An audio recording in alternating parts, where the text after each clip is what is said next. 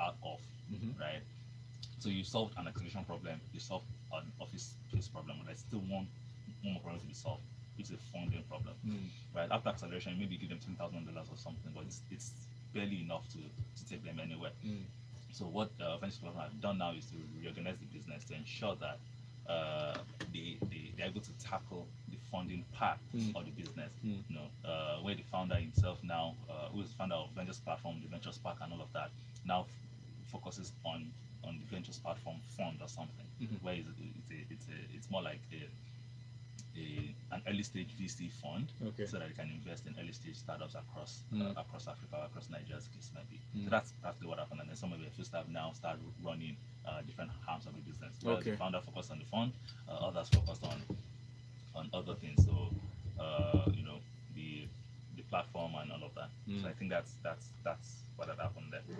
That's interesting. So it's not necessarily a shake-up. It's just them reorganizing their exactly. systems. It's just some reorganization. Nothing is shaking. When you hear shake-up, you feel like people are being fired, some people are being let go, and all that. Now, former Diamond Bank CEO Uzoma Dozie is back on the headlines. This time around, he's speaking up. It seems to be launching a new initiative or program or package. What is this about? No idea. Okay, so basically, there's some Medium posts, and I think we should treat the Medium post so that people that probably understand English better than I do will be able to explain what was written in the Medium post by the CEO. So basically, the former Diamond Bank CEO. I mean, I'm sure we all know that the Diamond Bank and there was some merger acquisition stuff that happened between Access Bank and Diamond Bank. So the former Diamond Bank now is now subsumed into Access Bank. Now the CEO, I mean, you can't have two CEOs for a single bank, so one CEO had to leave. So the CEO of Diamond Bank, obviously had to leave. So now he's, and it can't be idle, right? So he's doing something different. I remember during his time at Diamond Bank, I think he was one of the most forward-looking CEOs. Paperless banking and all of that, leveraging technology for quite a number of things. So we know that yes, he has this strong technology side to himself. But now I think he's taking the bull by the horn to launch some initiative. It broke yesterday, or well, I saw the news yesterday myself. Some Medium post that he wrote, trying to explain exactly what the business was. But basically, after reading through the Medium post, I was as confused as when I started, because I was not necessarily clear what exactly this product is meant to be doing. So it's called Sparkle. So it's some shiny financial services, lifestyle stuff, put together to assist businesses, to make, so that businesses can focus on their business. So how are you doing all of that is not necessarily clear. So it's just some platform that, that allows businesses to run efficiently. Right? So is it working capital? Are they providing working capital loans? Are they, doing back-end accounting? It's not clear exactly what Sparkle does. So maybe it's a strategy from their perspective, but again, it's. But anyways, Uzoma Dozie is launching Sparkle. That's all we know. And there's a Medium post to it, so maybe I don't understand English as much, so anybody can get it. You can break it down for us, right? Break it down through WhatsApp 0809 Let's quickly touch on this WAEC news. It seems to be quite interesting. Let's know how exciting it is, if it's just a red herring. But the West African Examinations Council says it is set to acquire 3 technological devices known as magic scanners, PS1000, for authentication of documents and responses. But they actually made this announcement. The council's head of national office, Mr. Olu Adenipekun, made a disclosure yesterday in Lagos at a news conference to announce that WAEC is hosting WAEC's hosting of the 37th annual conference of the Association for Educational Assessments. He said it's very important for them to infuse this technology in education. They call it the magic scanner. What do you know about this, Fisayo? So there's a magic scanner. Anyway, so basically it's about trying to tackle document falsification and forgery and all of that. This is why it's a good move. It's a decent move, but again, so the way some of these things are being sensationalized and magic scanner really, it doesn't have to be magic. In the 21st century. So I just feel sometimes we need to be I mean, people are not fools out But there. when you call it that name, many Nigerians are probably going to be more thrilled, more excited. Because It's it works by magic. magic. You know, is that the intention? Semantics. Anyways, so but some scanner that helps authenticate and validate documents. I mean, this is a country where some where the president is not clear whether he has some certificate or not. I mean, again, it's I don't want to commit some offense because the case is in court. But again, you need to be able to verify okay if these WAEC certificates are genuine or not. So basically, the scanners will help universities or people that need to validate anybody's WAEC results to be able to say, okay, this is a genuine WAEC result. I mean, because I know people, if there's some part of Lagos, I mean, that sounds like someone's surname, where you can. A lot of places in Lagos sound like people's names. You know, Our people's names. well, our people's names, where you can. It's known for falsifying documents. Okay. You know, so their job is to make to forge a document for you. I mean, it's an area. I'm sure people will send it in. What's the first letter? O. What do you call? It's not it's OL. Oh wow. Anyways, so but yeah, so where the major job is to ensure that people are able to forge any document they want to do.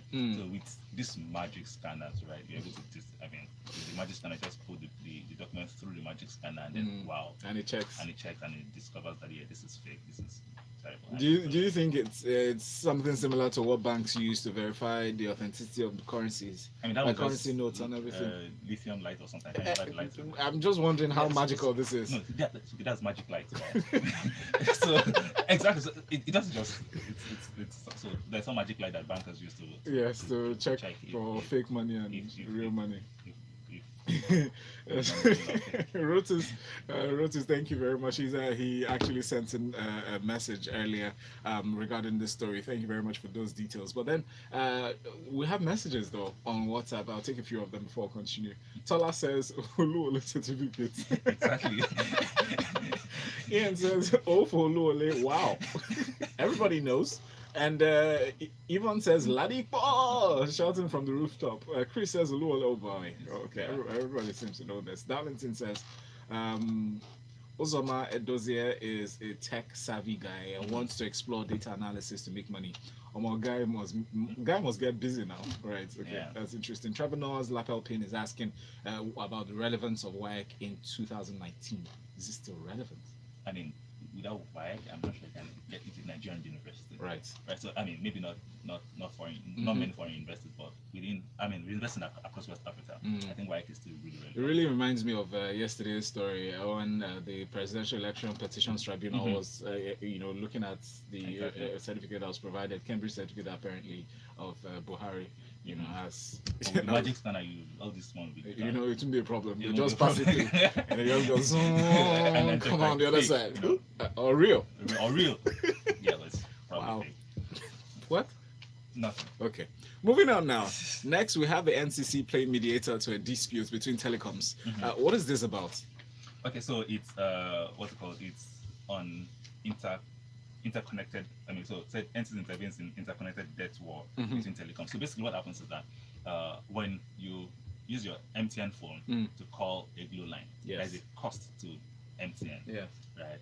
So depending on how the structure is, I think there's some exchange or interconnection fees that because the call is terminating at another network's operations, right? So in this case, MTN will have to pay Glo for that connectivity. So imagine you have MTN, you have Airtel, you have Glo, you have Etisalat, right? So there are 4 companies. Okay. So I would imagine that maybe more MTN callers, because there are more MTN users, maybe 50% of the market, so they call among themselves and then call out, while other people also terminate more on MTN. I don't know how the thing works. So it means that so for instance, between MTN, so it's like trade balance. Similar to global trade. Yes. President Donald Trump has been shouting around trade deficit with China and all of that. So it's similar situation. So saying that if there is a call deficit or interconnection deficit between Glo and MTN, for instance, yes, the person that is owing will pay the net debt right? Because Glo customers will also call MTN lines, and then there's a fee attached from MTN. So after by the end of the month or by the end of the quarter, you know, okay, 20 calls terminated onto us, but from us, 10 calls originated. So it means that there's net of 10. Someone has to pay that. So as you're explaining all this, I'm thinking about collect call. Does it work in a similar way? Well, because I noticed there was a restriction on calls, some restriction, or I think that's the best term I can use for that, on Glow calls from MTN. Exactly. So maybe it's linked somehow to some of this, and then I mean there are some telcos that are known to be notorious, debtors. They don't want to pay anybody anything, right? So I think that's where NCC had to step in as regulators. Like, this is the problem, guys. You need to pay what you're owing. Pay up. So pay up. It's not easy to do business. Yeah. Oluwole certificate so that these guys are not chilling at all. Guys, thank you so much for all your messages. This one says, this one's from Uche in Isolo. So I doubt if the magic scanner could validate old certificates because there are parameters that would be set for verification. Exactly. So it would depend on how backward they would integrate. Very, very important point there. I mean, I think what he's saying is valid because if the magic scanners are designed to say, okay, there's some pin or some chip inside the paper that the magic scanner is looking to see. I don't know if those pins have been validated, have been inserted into older certificates. Yes. So to know if it's valid. Exactly. So I think that's a valid point. Yeah. I think it's what and then sometimes even all those strips that are infused in currency, exactly. all those things to use identifiers. So those things will probably be what the magic scanner is looking out for to see and all of that going forward. And then it will also be interesting to see how the magic scanner will deal with older papers, right? So when people say that their certificate was eaten by termites, by snakes, by different things eating certificates. So all of those edges and all of that. Whatever part has left, bring it. We shall pass it through to identify something. Thank you so much, Fisayo. It's always a pleasure to have you on this show. Send messages to us. Fisayo is on Twitter. What's your handle again? Aruoture Fisayo. All right, send in questions. Feel free to interact with him. Business Express 981 has been fun with you. Continue to stay with us here on Smooth 98.1 because in 30 minutes we'll bring you detailed analysis to the newspaper headlines inside a freshly pressed 981. Business